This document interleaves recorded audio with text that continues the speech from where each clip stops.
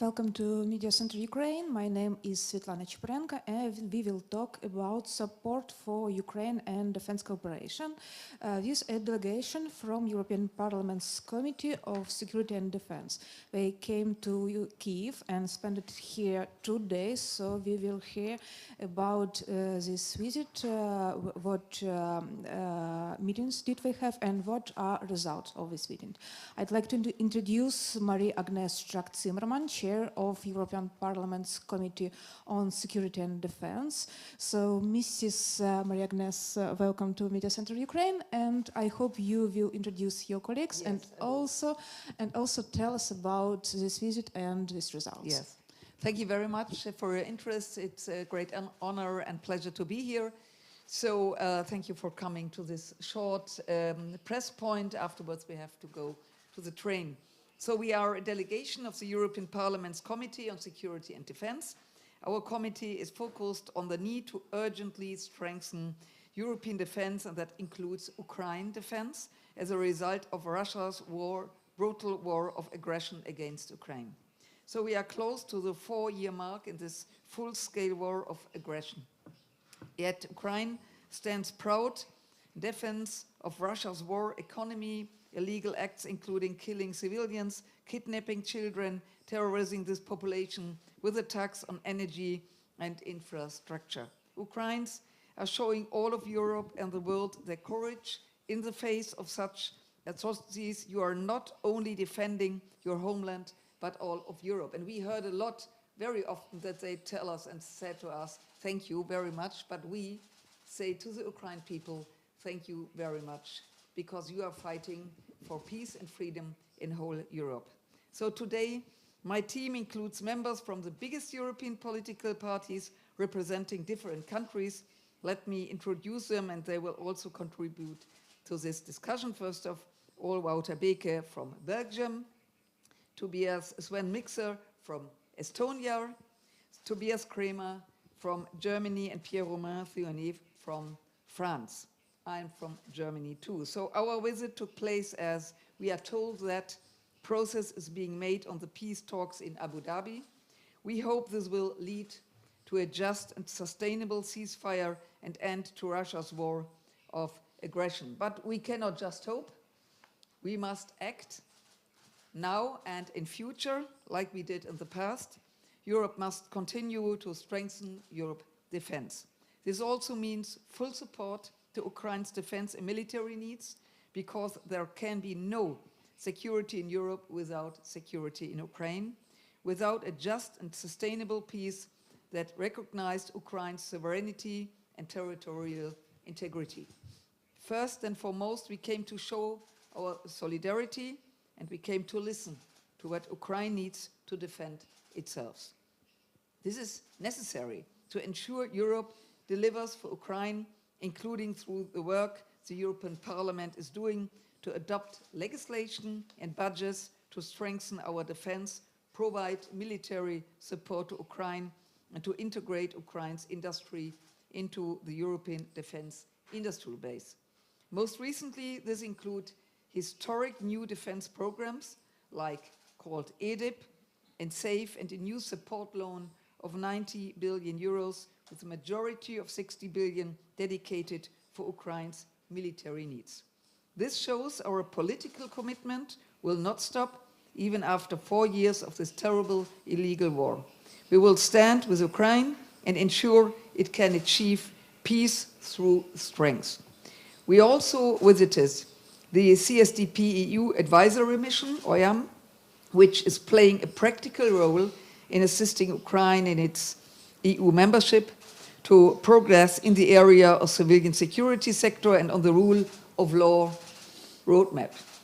Even during the awful war, we are working together to prepare for membership. Ukraine and European citizens are asking Europe to do more. Brave Ukrainian citizens have shown Europe the way and borders previous years. Now we must and we will do our part. EU citizens call for support to Ukraine and to strengthen European defense. We have listened and will go back to Brussels and continue our work, and We will go back to our countries and continue our work, because security questions are always a national question, and so we will talk to our governments too. Enough is enough. We must stand up to bullies and aggressors and defend our values and democratic together. Now, I will ask my colleagues to give their brief observation, and then we will take questions. And first of all, Slava Ukraini. So please, Wouter.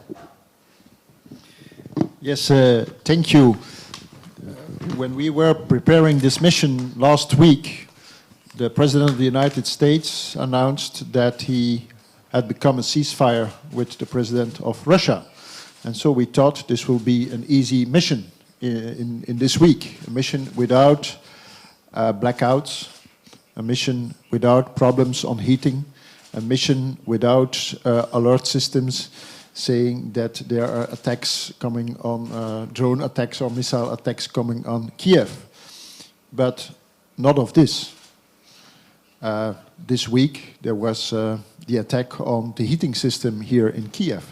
And we felt what it was. And so in a certain way it's good to be here this week. Not only to see how much a word is worth of the President of the United States and the President of Russia, but also what it is to be with the people of Ukraine and the people of Kyiv, because we had these blackouts, even this from some moments ago. We had meetings with ministers.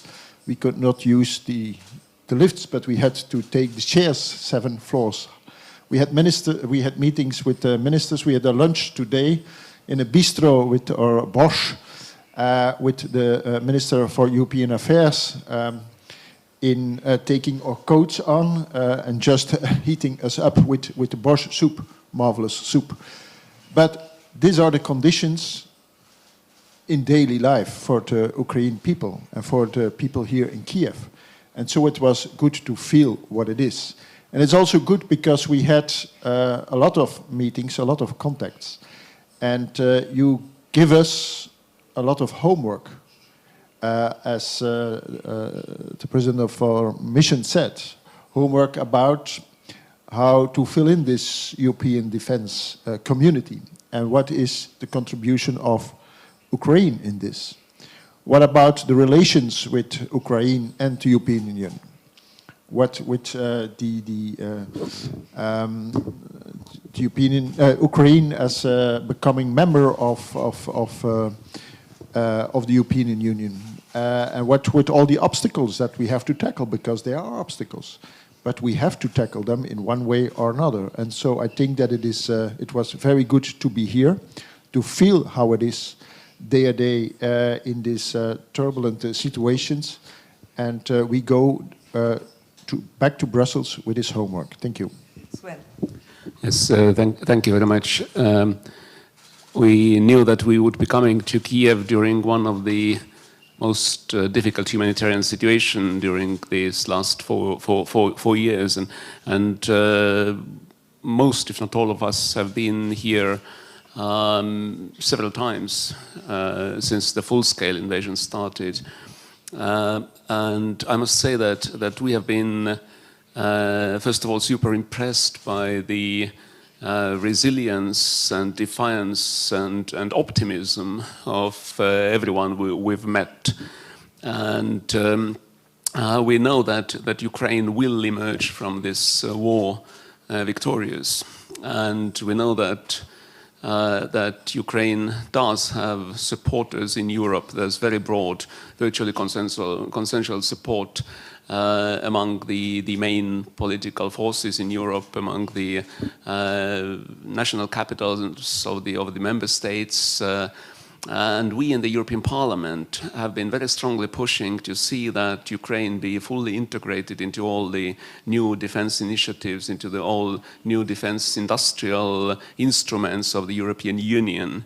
And this is not a charitable thing, obviously. It is the only way to make sure that Ukraine will get the help it needs from Europe. But also, I think we've been super impressed with the speed of innovation, with the speed of development development of defense industries and defense capabilities here in Ukraine. And I think that we have also have to use this unique chance of benefiting from Ukraine's experience, because Ukraine will not only emerge victorious from this war, but it will also emerge as the country with the strongest battle-tested military and one of the most technologically advanced military industries in the key sectors of future war. So I think that this is a natural partnership and will be an integral part of Ukraine's European future. Thank you very much, and I can only agree how an impressive 2 days this have been. It feels much longer to us, so we can only imagine how it feels to the people who live here. For us, the real purpose of this journey was, on the one hand, to see what's happening, to understand what's happening, but also to show the world what's happening, and that our freedom and our security in Europe are decided here right now. And that Putin is conducting a war of terror against the Ukrainian population, not because Russia is strong, but because Russia is weak and desperate. Because calling Russia's offensive sluggish would be quite insulting towards slugs. I actually think they are much faster than the Russians would be. Putin is panicking because he's running out of money, he's running out of forces, and this is why he goes for the population. And we have to be very clear and strong in showing that this is what is happening, also to the negotiators in Abu Dhabi, whether they be American or Russian. We have to show that that is happening. But we also have to show, and I think this is what we really take away from here, the strength and the resilience of the Ukrainian people. The ingenuity that we've seen here is what gives us hope. But it's also the understanding that the only way to get peace, the only way to get over these attacks, for these attacks and this terror to finally end, is through strength. And this is why our homework is to go back to Europe to show what is happening, that Ukraine can win, that we can have peace, but only from a position of strength. That's the only language that Putin understands and that Trump understands. And this is, I think, what we really here take away, and that is what gives me hope, and that is the homework we have. Next week we have a vote in Parliament about the Ukraine loan to make Ukraine strong in the long run. This is important, the 20 sanctions package, this is important. This is what we have to do. Europe and Ukraine together are the only ones who can guarantee peace in Europe. Yes, thank you very much for being here.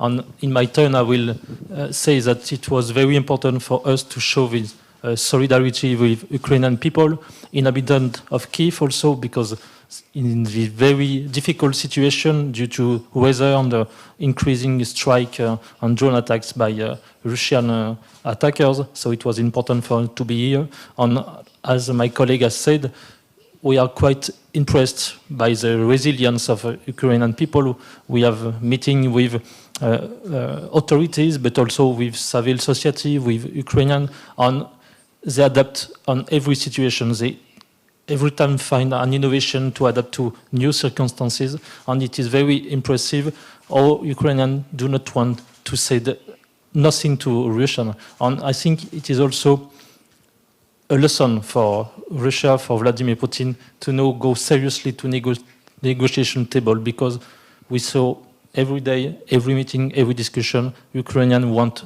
Ukraine to stay Ukraine, and they will fight till the end. So Putin has already lost this objective that Ukraine will be part of Russia or something. Ukraine are more Ukrainians than ever, and so it is quite impressive for us to see this mood of Ukrainian people. So we are quite impressed, and it was important for us to show our solidarity. And the really good thing is, in these terrible times, that we have really friends here in Verkhovna Rada, because many of them who are responsible in committees and their committees for security and defense, question of NATO, questions of membership of EU, they are really very often visiting the European Parliament. And we are coming to Kyiv and other places in Ukraine. And we are really friends. And I remember, to make a long story short, when I was in Ukraine for the first time after the full-scale invasion in April 2022, I met two women, and we see us very often. And I could tell you that it's a really deeply friendship, and we will really do whatever we could do. And our committee, we are 42 members of many countries, many different languages, but one language is the question to come together and to find a way for peace and freedom. So thank you for your support. Now it's question time. You will need translation devices because questions will be in Ukrainian, so you can use it. You can find it on your chair, I think. Yeah. Dear colleagues, we are limited in time, so please, quick question and we hope a quick answer. So you first. Just a second, everyone will take earphone. It's already connected, so just put ear. Yeah, please. Good evening, Anna Железняк, Suspilne News. First of all, thank you for your visit, thank you for your attention to Ukraine, and my question is about the loan of 90 billion euro. As far as we understand, there are two questions which are unsolved, so that you could answer. Are you thinking that these questions will find answers during the next plenary week? What are your expectations when it could take place, and whether Ukraine will be able to spend this loan for the American weapons, or at least to spend this loan beyond European economic area? And also, if I may, could you tell more details about the conditions of this loan? Thank you. I can address that very, very briefly. I think this loan is, in an ideal world, I'll start very briefly. In an ideal world, I think we all agree here that in an ideal world we would have used Russia's frozen assets, so there wouldn't have even been a question of the loan. Putin wanted this war, Putin started this war, he continues this war, he should pay for this war, and we keep fighting to use the Russian frozen assets for that. In the meanwhile, I think the loan is a fantastic bridge to that. And to answer your question very clearly, there have been decisions to buy European on the one hand, but we also, and this was the Parliament position from the beginning, and we have it still now, is to say what is most important is that Ukraine gets what it needs. This is why there are derogations as well, to say that if there are things such as some American weapons, such as Patriot systems, etc., and you can show that you can't get it in Europe and you need it, then you can use it. And this is something that we want to be very clear, and we are discussing this right now also in Parliament. But this is the decision of the Council is also going in that direction. The decision of the Commission is going in that direction. So we are very confident we will fight for that the 90 billion Ukraine will be able to use this money as needed, especially the 60 million for defense. Thank you. The next question, please. Vladislava Shpotak, Telegraph. We, as you understood, we are rather optimistic as Ukrainians, and we are already thinking about the future which may take place after the war. So I'm interested, what do you think after the war is ending?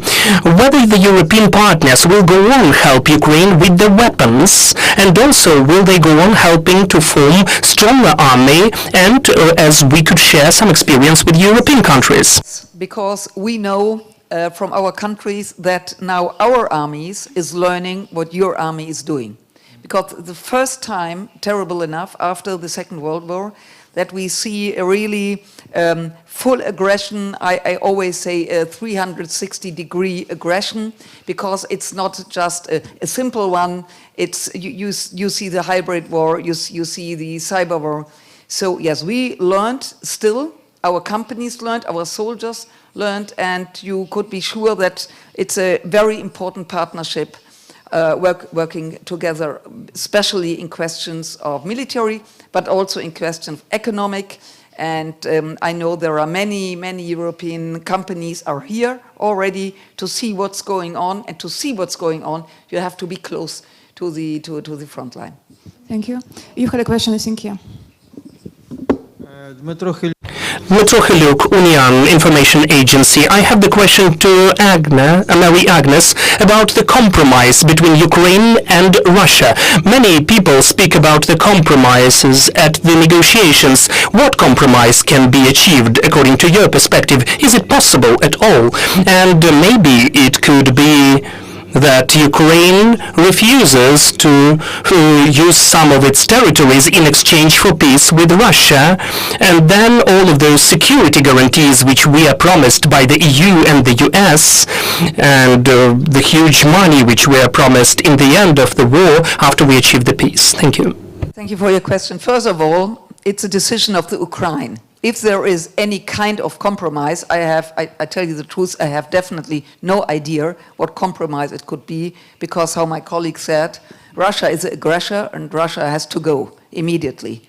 So if there is a kind of, the people of Ukraine have to decide if it's acceptable for you. It's not our job to answer. So our job is to support you in economic, in military questions, in humanitarian question, still going strong. And if you ask me, if you see now what's going on in Abu Dhabi, it's good to talk, but at the end, it must be a result really for the next 100 years, because we know that Russia is not interested to stop the war. Mr. Putin is really not interested in, and we know if he has, the possibility to build up his army, then it's not his last aggression. Because everybody knows, we could hear, it's very simple. You could hear what he's talking about. He wants the whole Ukraine, he wants Belarus, and we know he's also very interested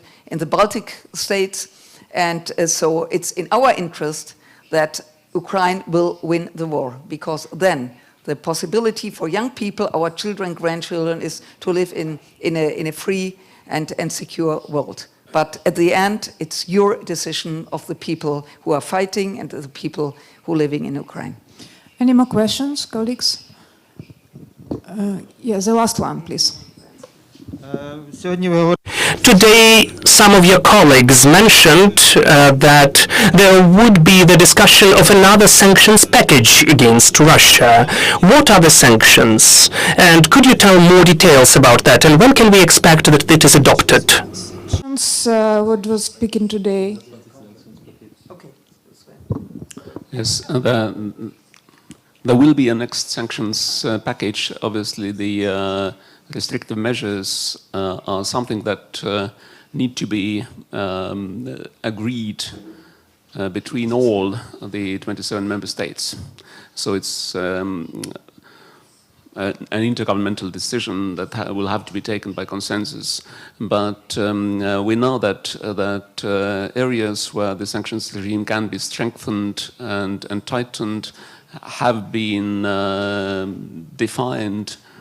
We also know that sanctions evasion continues to be a problem.